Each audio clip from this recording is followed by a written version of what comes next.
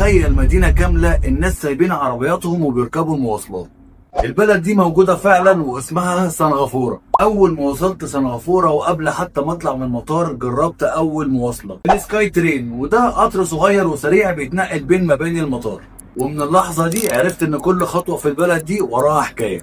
وبعد كده ركبت المترو، ودي تبقى أول حاجة مختلفة.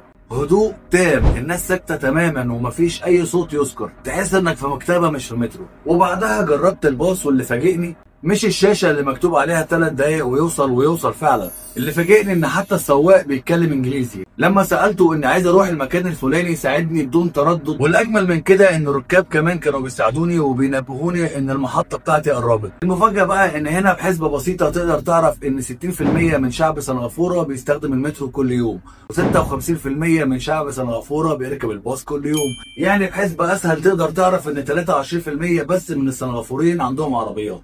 وده خلاني افكر لو النظام ده اتطبق عندنا في دولنا العربيه اكيد حياتنا هتتغير 180 درجه. السؤال بقى، لو بلدك فيها نفس نظام المواصلات ده هتسيب عربيتك وتركب المترو؟ اكتبوا لي في الكومنتات، وما تنسوش تيجوا بكره عشان المغامره لسه ما خلصتش.